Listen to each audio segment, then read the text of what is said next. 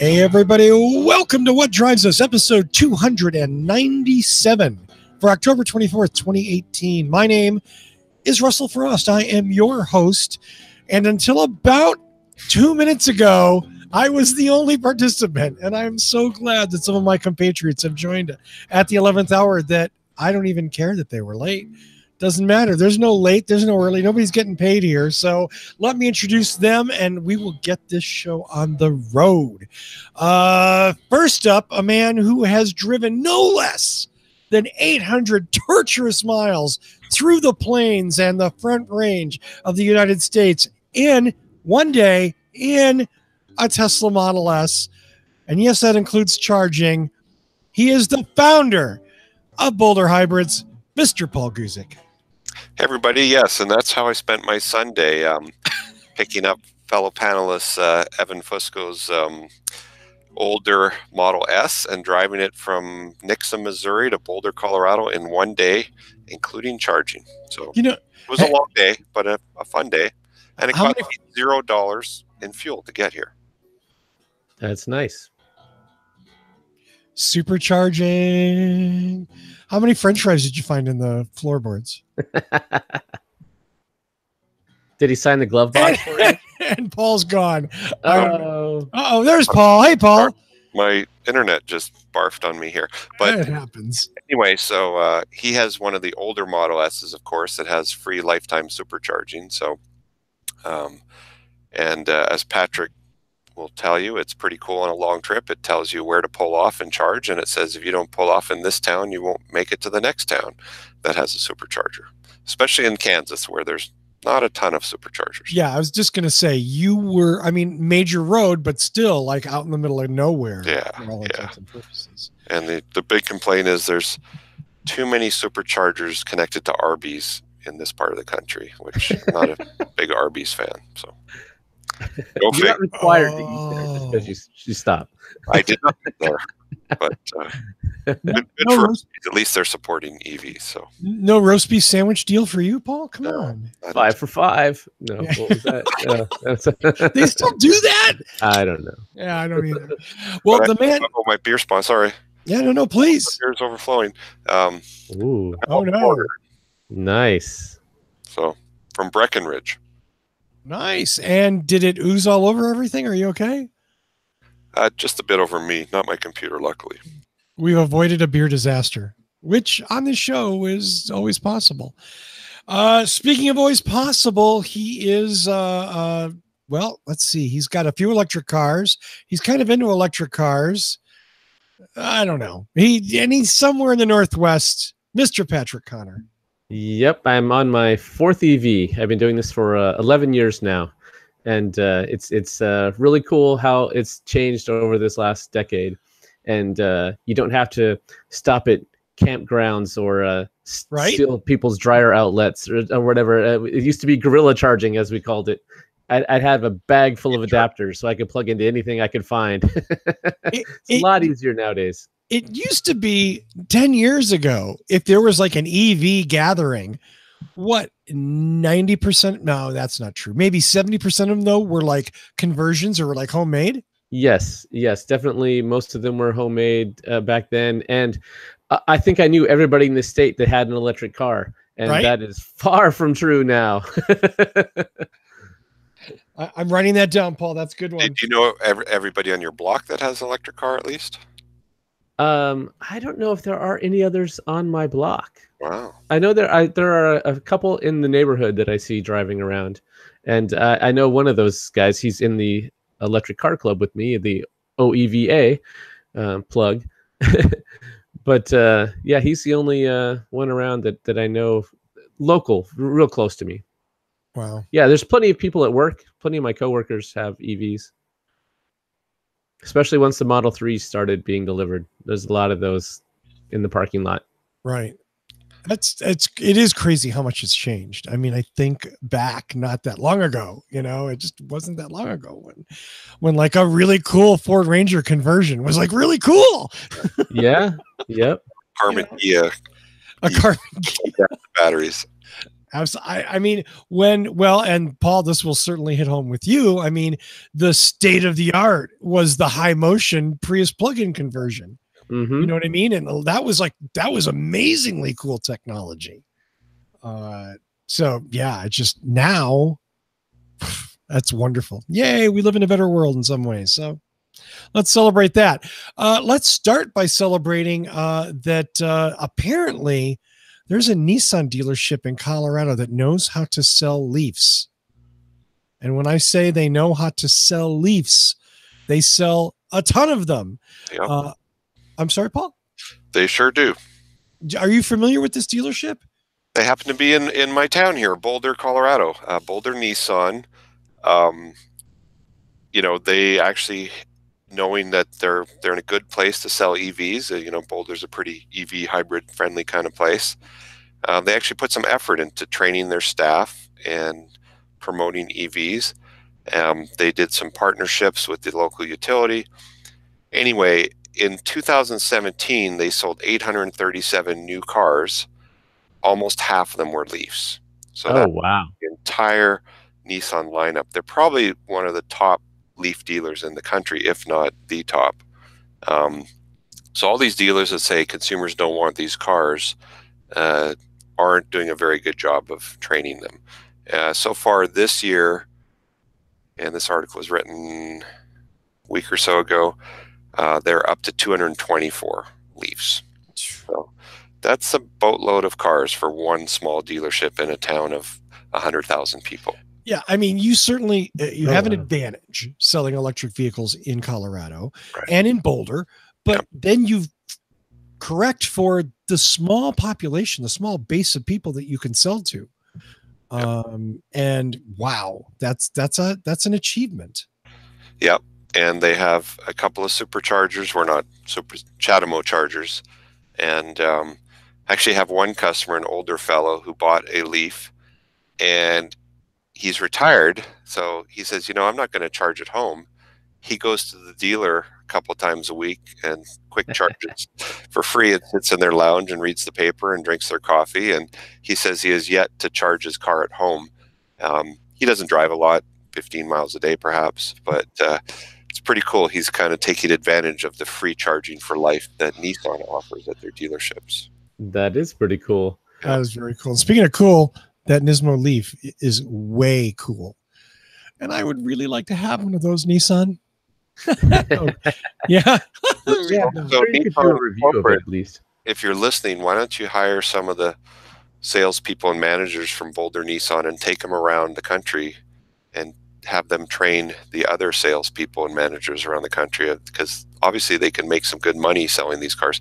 Their service department probably doesn't make much money, but certainly selling the new cars, they're doing well. There's more than enough Nissan gas cars to keep the service department above water for a while. And they can still sell tires to the EV owners and things like that. Sure. Windshield wipers and When I bought my Leaf in 2011, the dealership that I got it at, the salesman, they had taken him off commission and made him salary, and he was their EV specialist. And then because he wasn't commissioned, he didn't have to, just get you in whatever car that day he could. And it totally changed the way that he did his job. In fact, he invited the whole car club to have one of our meetings there. They provided drinks and cookies. And then when we had our events, he would come there and talk with us and find out what problems we're having or what things he needed to know, so that he was really plugged into our community, which really was great. And that dealership, I had to drive past like 3 others to get there. But I was going to that one because he was the guy that was engaging with us and who I knew I could trust.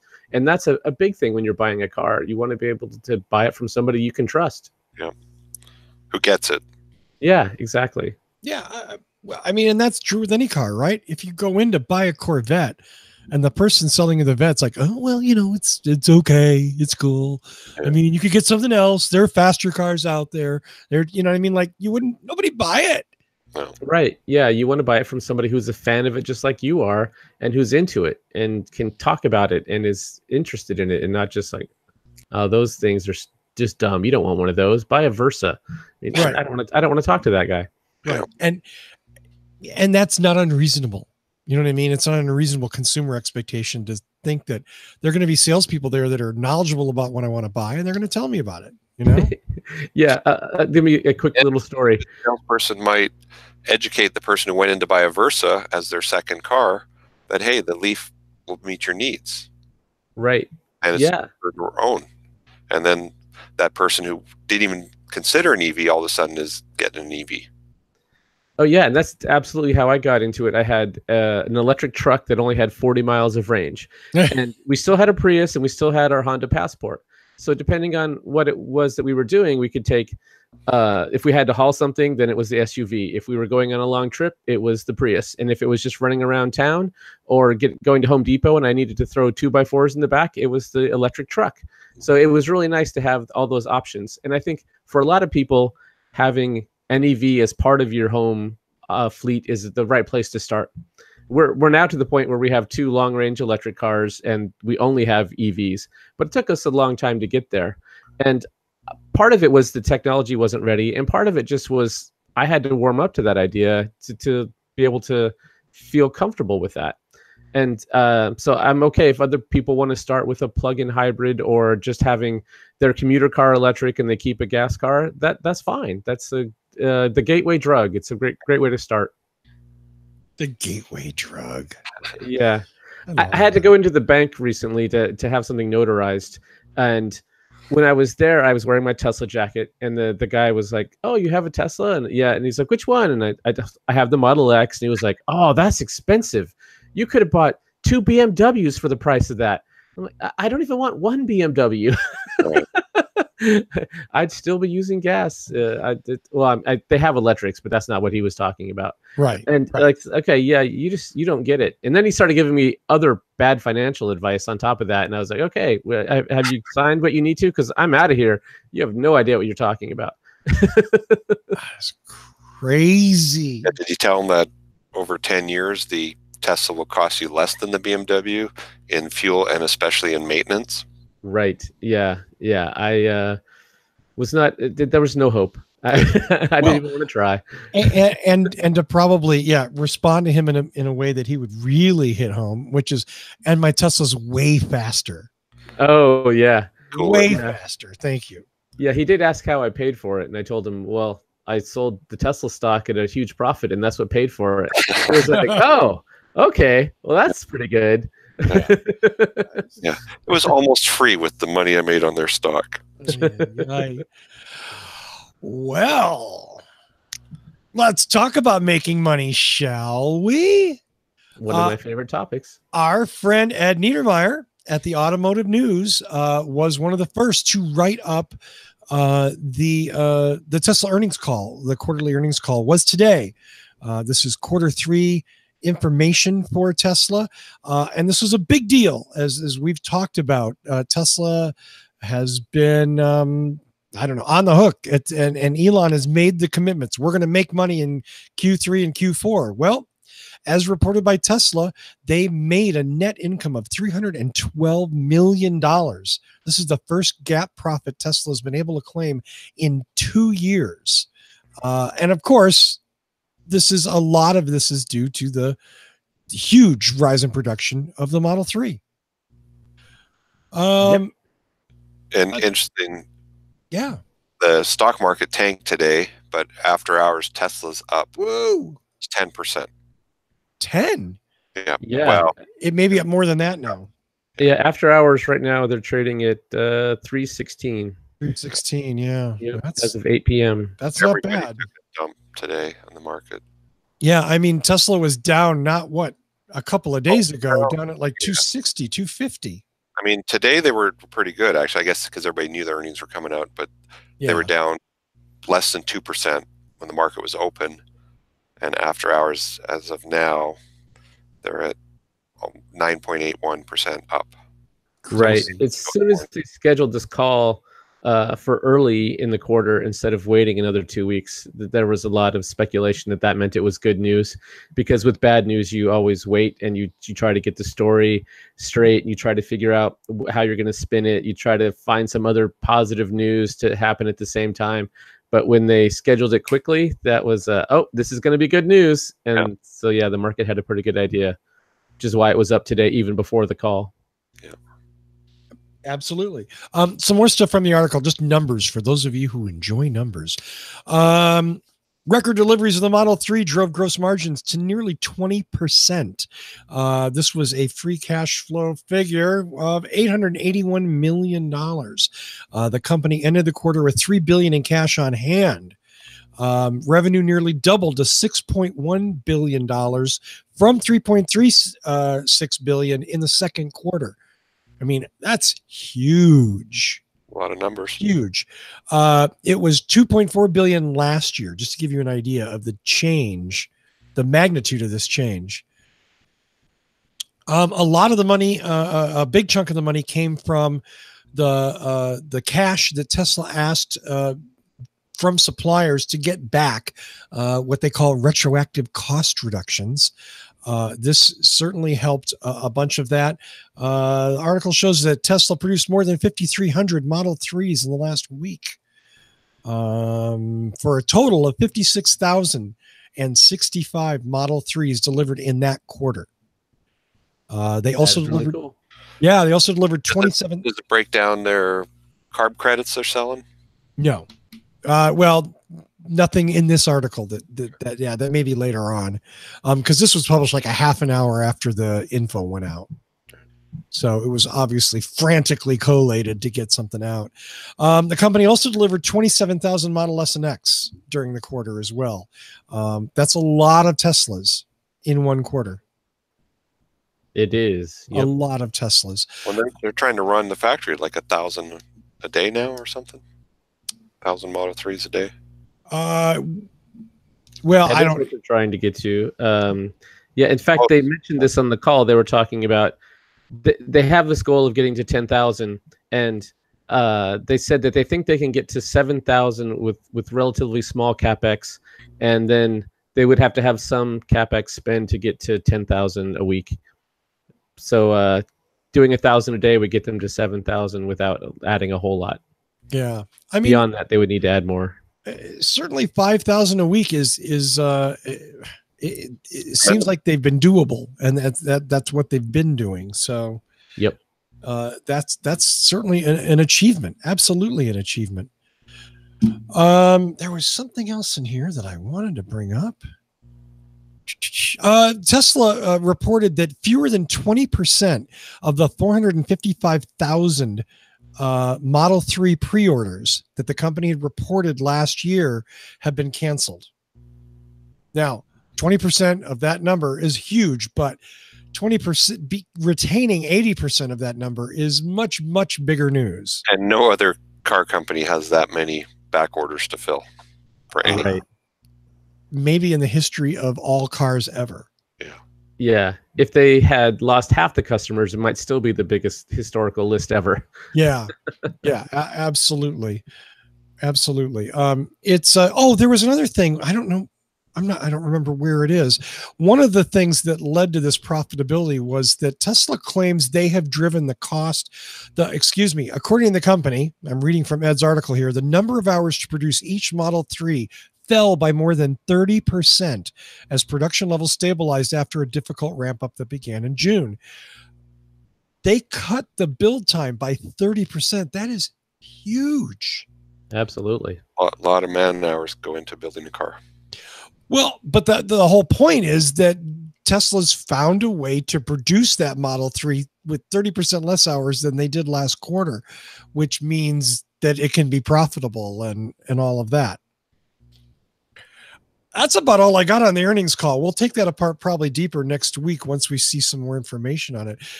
Patrick, you listened in. Any other observations? No, but the fact that one of the things that was more presidential now. Oh yes, he was definitely. Yes. What was the phrase that you used, Russell? He was a more seasoned CEO. Yes, that was the phrase. Yeah, the one thing that I did find interesting is one of the analysts asked him when the U.S. tax credit is reduced at the beginning of next year, what impact do they expect that to have? And Elon said, yes, it will have some impact on the U.S. sales, but next year is when they also start selling the Model 3 in Europe and other parts of the world. Not only that, that's also when they start selling the lower priced car, which will bring in more people. So on the big picture, it seems like it won't have much of an impact, which I was expecting. I mean, it seems like a really big deal. I know that I wanted to get my tax credit, so I kind of had that sort of a smaller view. So that was an interesting thing that I hadn't thought about it in the bigger global picture. Do you think that's going to play out that way? We'll see. Well, certainly when they're selling them in Europe and China, the U.S. tax credits are relevant. So, right, of course. I mean, they're going to sell a ton of these in Norway when they get it there.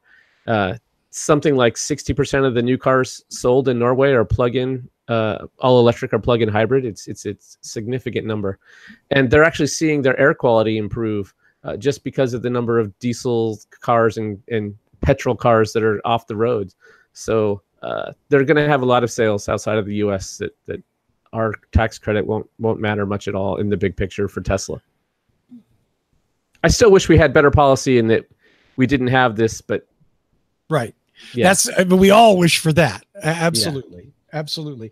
I think the question is, do you have any vibe, any feel for what might happen in January? Do you think when that reality hits of now it's 3750 and the clock's ticking? And I think more so, we're talking about, the mid-range that they just released last week. We'll talk a little bit more about that later, but also when the 35K one hits, which Tesla claims could be sometime between February and April, that's pretty much not going to hit that 3750 number. It's going to be the half of that 3750 number. Yeah, 1875 or whatever it is. Yeah, exactly. Now it's getting pretty small. Now it's getting much smaller, but 35,000 start price. So right. Yeah. So that's a lot of people have been stretching to buy the car early to get the full credit, and you end up getting more bells and whistles. And if you can afford it, hey, that's a lot more fun. Then there's the more practical side of it. Of maybe it is better to wait. And sure, you don't get as much tax credit, but you're still going to get a great car. And then the other thing, Colorado will give you another $5,000 to buy the car. There you go. Yeah, there are state incentives that are not going away, and those add up. And with the federal incentive, you have to have that much tax liability. And so a lot of people that are waiting for the cheaper car wouldn't have $7,500 in taxes that they owe anyway. So maybe it's not a big deal for that to be halved. I don't disagree with you in that. That's the interesting sort of counterintuitive thing. It's like everybody wants a tax credit, but the problem is you've got to have enough tax liability to make the credit meaningful. If I don't, you may not get it. Yeah, don't have good income.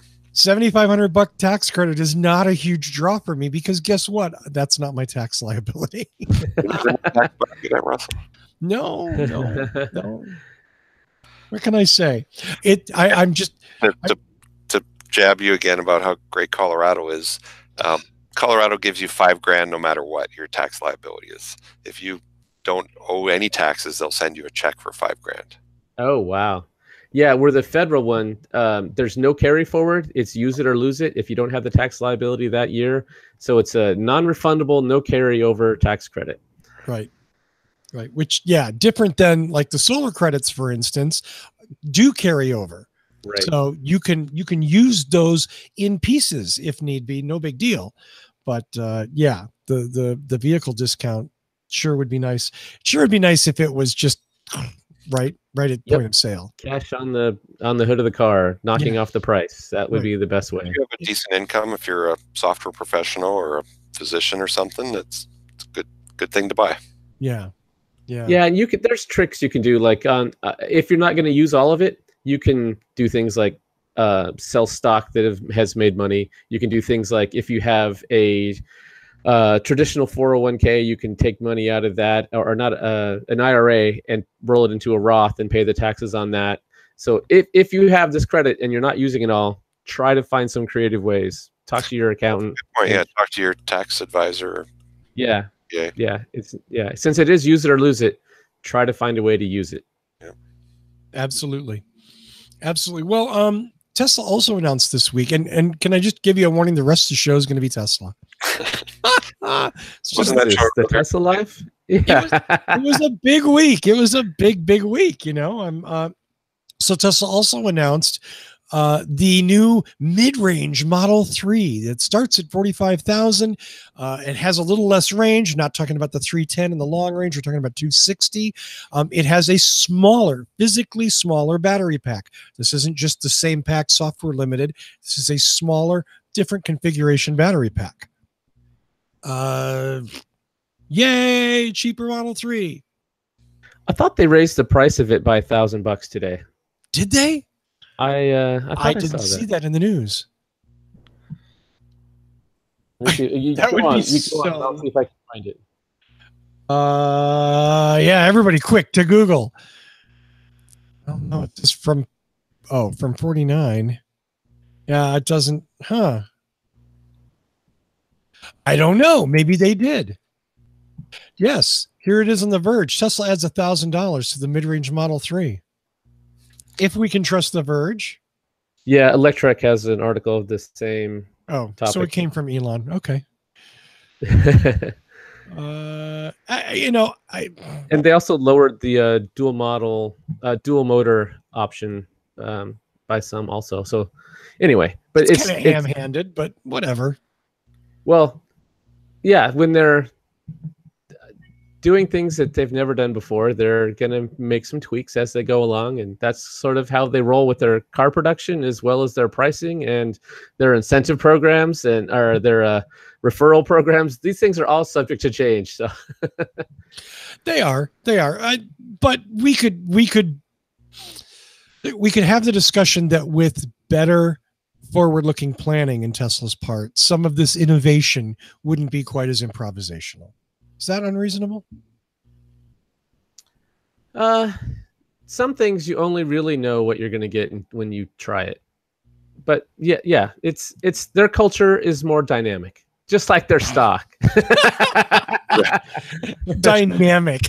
Yes, dynamic company. Yeah. Which is the nice way to say volatile, which is the really nice way to say chaotic, fucking freaky and chaotic. Yeah. Yeah. Yeah, it's a hold on because it's going to be a ride. Yeah. I'm sorry, Paul? The Tesla's stock is a sure thing investment. It's sure to go up and down, up and down. Yeah.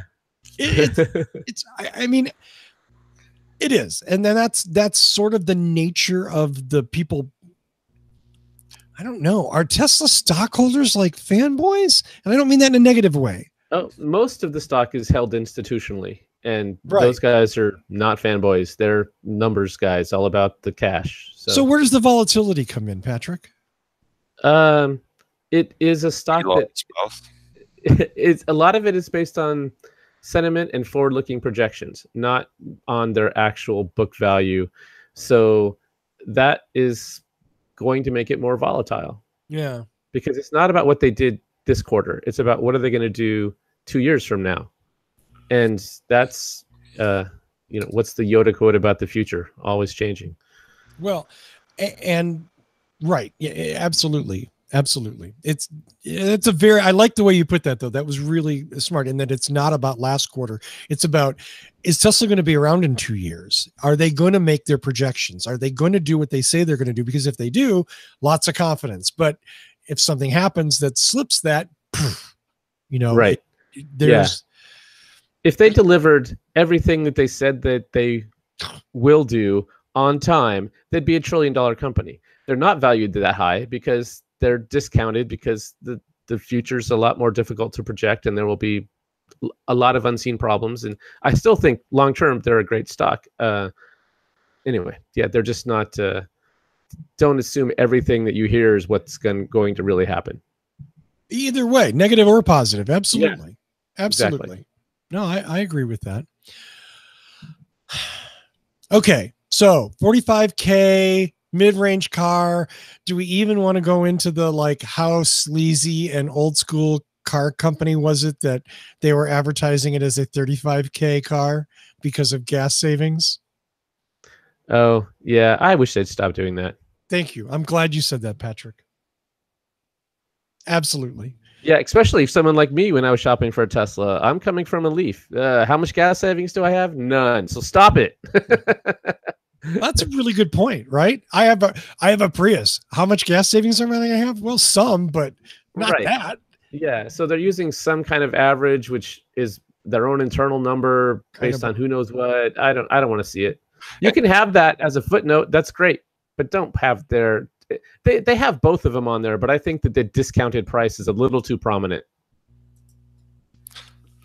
Well, and a lot of people, like you said, Patrick, that are buying Teslas came from a Leaf, came from a Prius, came from some other very efficient car. They're not trading in their, BMW M5 or whatever.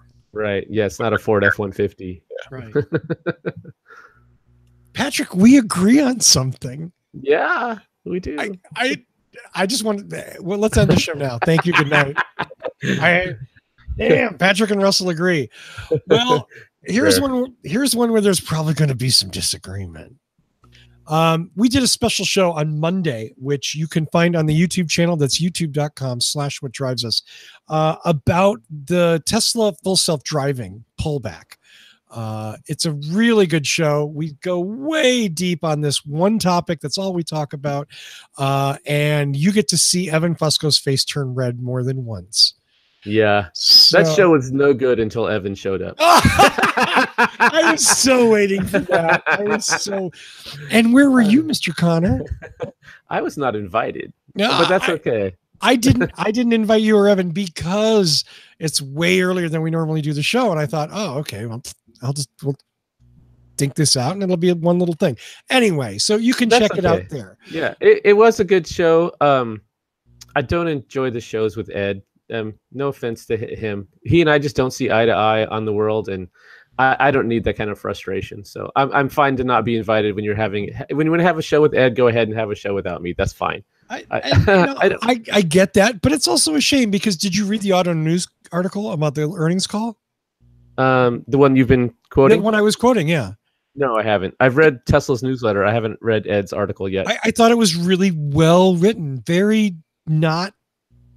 was no backstabbing Tesla in the article, okay, which I'm sure you or Evan would have expected, Yeah.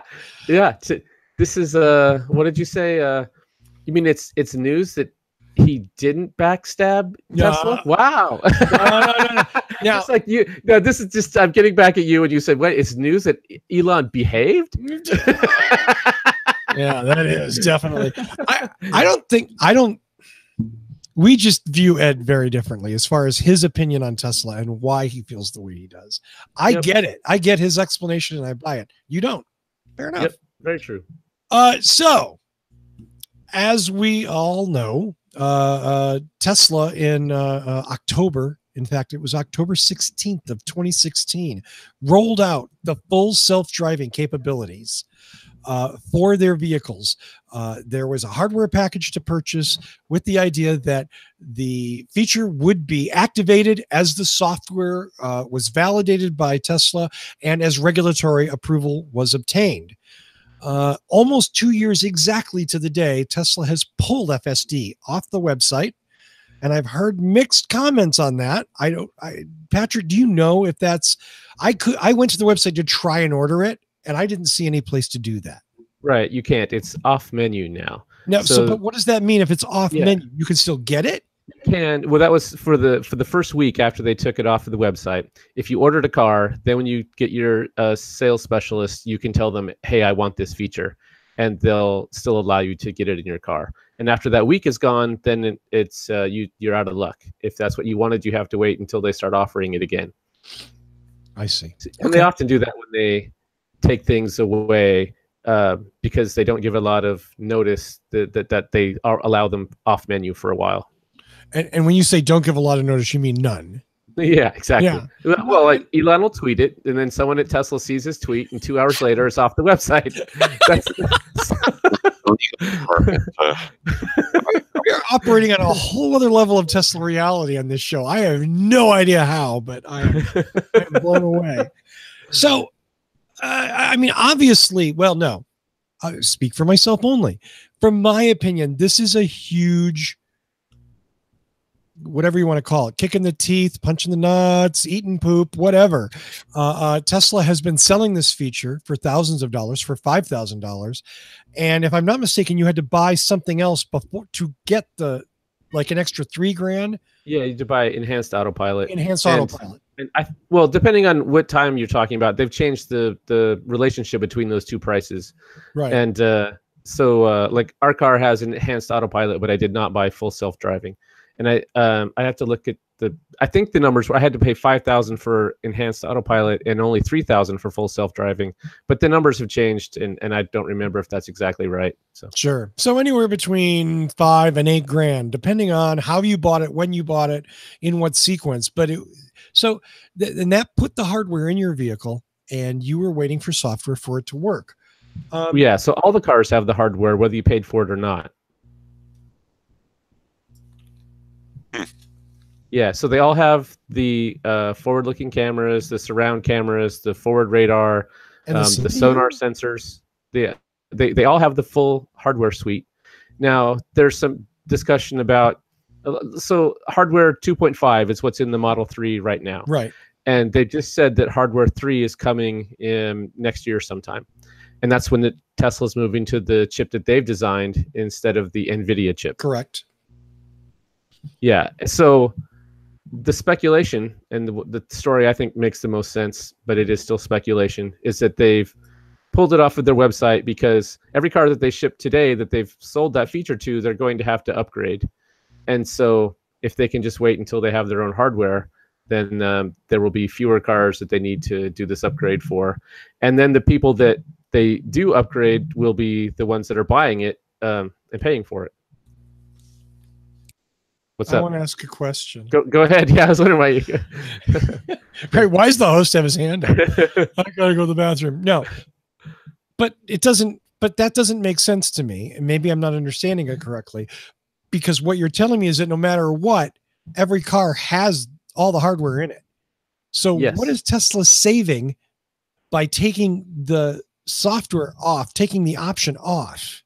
Yeah. So I don't see that they're saving anything. Tesla has had a small community relative of people that were reading the forums, watching podcasts like this. They understood if they paid for full self-driving today, they weren't getting it. Mm-hmm. They were funding its development. They were pre-purchasing it at a discounted price, and they had to wait for it. Whereas now there are a lot of people coming in and going, oh, well, I can get just standard cruise control, or I can get enhanced autopilot with adaptive cruise and lane following, or I can get full self-driving. Cool, I want full self-driving. And then they're not going to understand when they get their car that, oh, well, no, that's going to come later, and that we have to have all the proper laws in place, and all the technology has to be worked out, and the neural net has to be finished. And there's a lot of people that are not going to get that they're prepaying for something that has an unknown arrival date.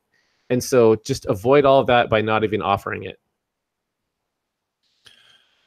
I'm still not clear on how Tesla saves money by not offering it. Oh, I don't. They're not saving any money. Okay, they're still putting it. So wait, whoa! I did say they're saving money. Let me explain that. The hardware that's in there today is the NVIDIA hardware. Right. They expect to do full self-driving. They're going to have to upgrade that to the new Tesla chip that's going to come out next year. So every car that they ship today that someone says, I want full self-driving, they have to pay for it to have that NVIDIA chip in there that's going to do enhanced autopilot for them. And then when their parts come out, they're going to have to pull those and upgrade them. So for free, because all the upgrades will be at no cost. Right. Because this is someone who bought that feature, and that's what they paid for. Yeah, and even though it's a hardware change in the car. Right. Right. Yeah, and it should be less than a half an hour, because they've made it. They knew that this was a feature under development and that things would need to change, so they made it relatively easy to get to the computer. They can just swap out one for another.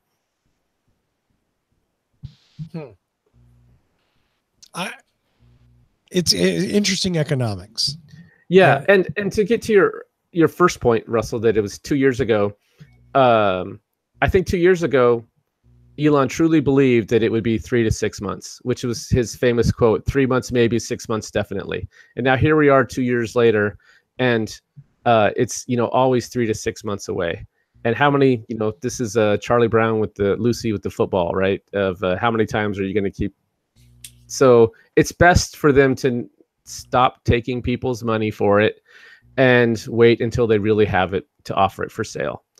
And if it was just delayed once, or then maybe this would have been okay. But it's just been way too long for them to not deliver, for them to keep taking people's money. So I think morally it's the right thing to do. Financially, it's the right thing to do because of the computer upgrades, for the confusion in the marketplace of people not getting what they expected. So all those reasons I think pile on, and it's the right thing to stop.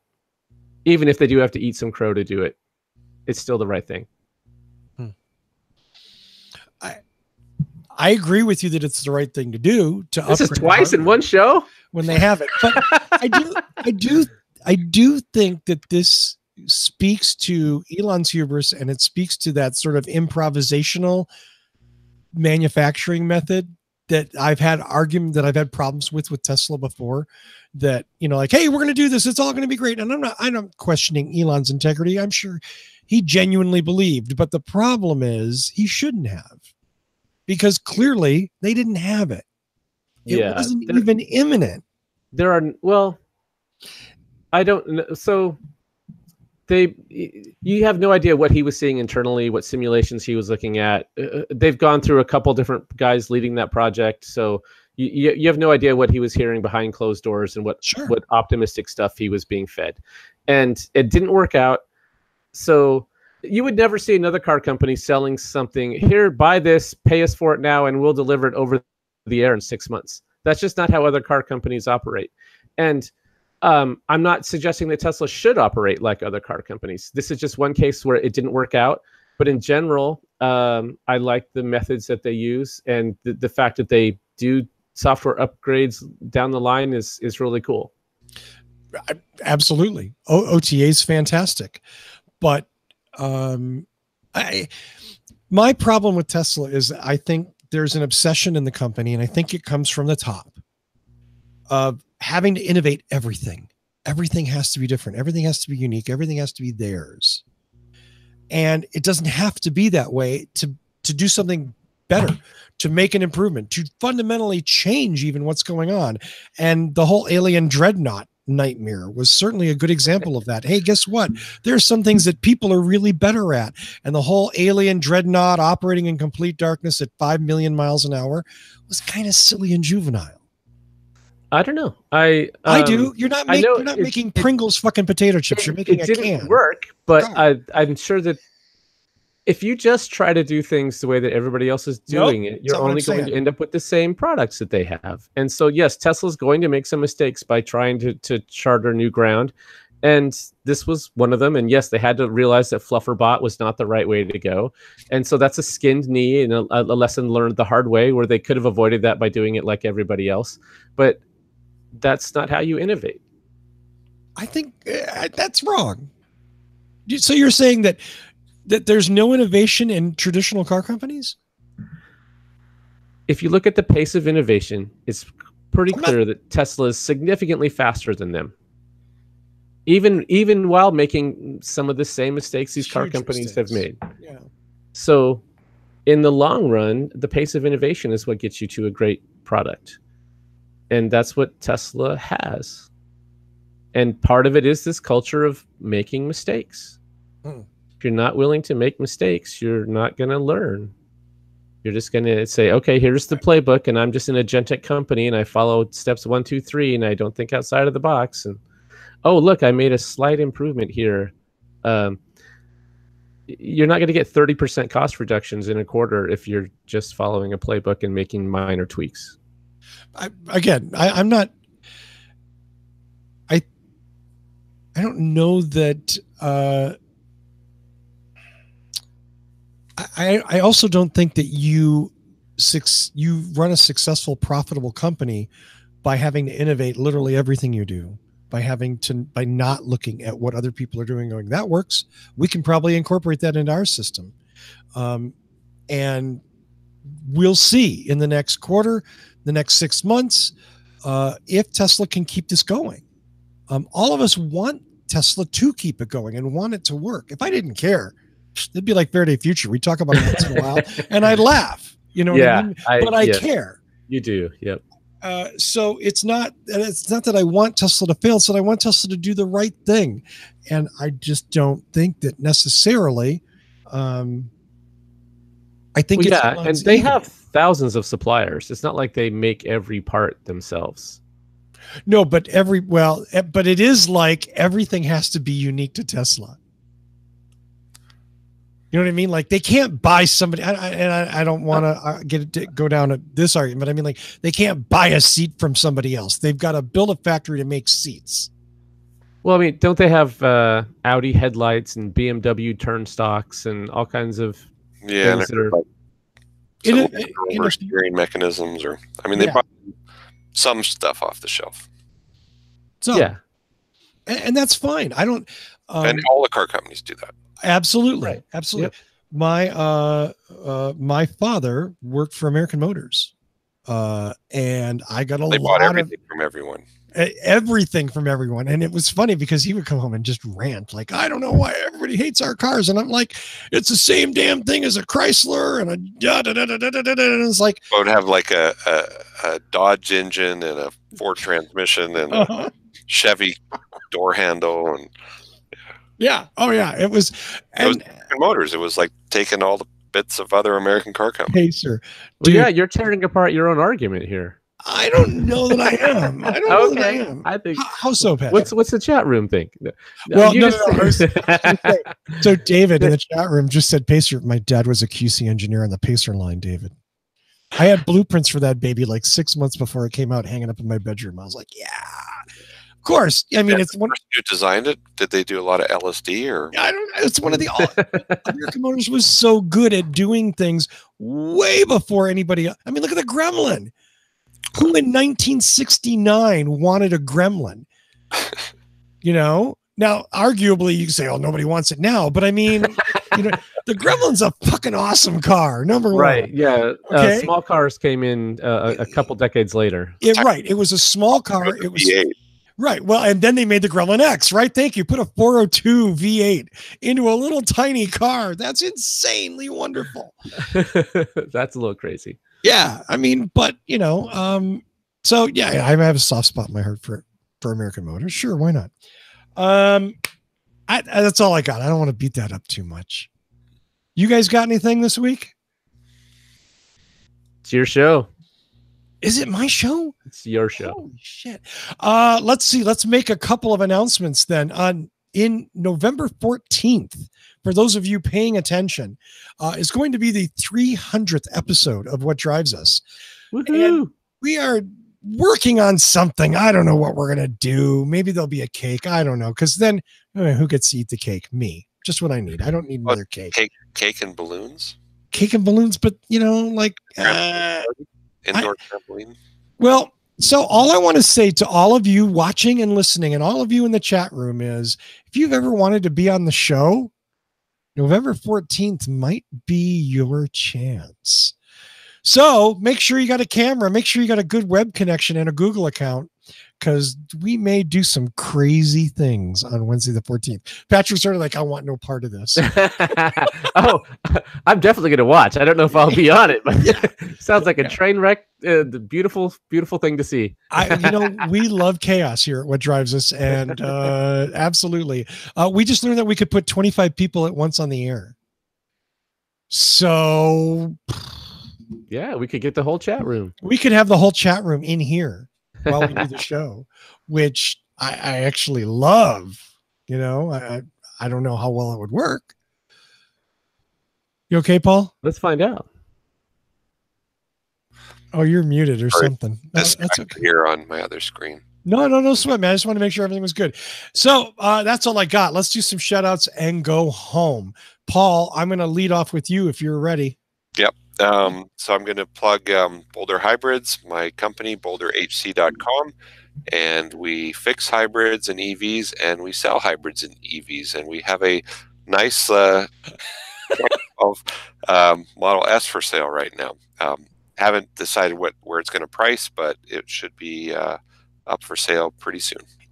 Let me just add this. If you want a really good chance at some of Evan Fusco's DNA, buy this car. Okay, We're buy having this car. thoroughly detailed, but Gosh, shit. Well, there goes that selling angle. Thanks. Now what am I going to come up with? So Boulder Hybrids, that's boulderhc.com. He is your repair upgrade man. And of course, he will buy and or sell your used EV or hybrid. Yep. Hopefully no spammers show up. JT, we're not going to let any spammers in, I promise. Just the folks that are there week after week. So, Patrick, your shout-outs, please, sir.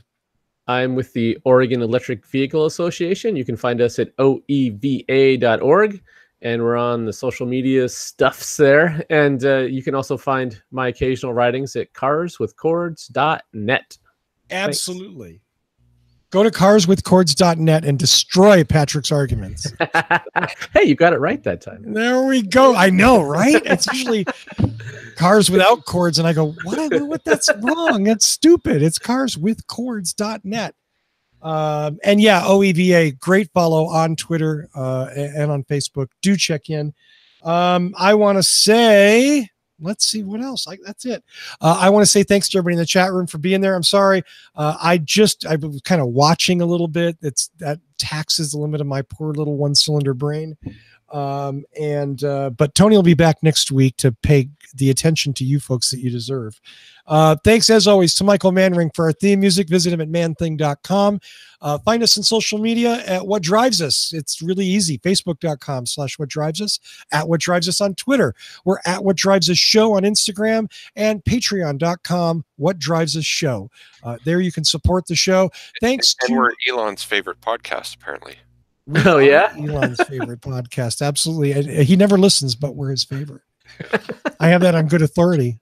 Of course, we'll be hearing from his legal team in the morning, but yeah, absolutely.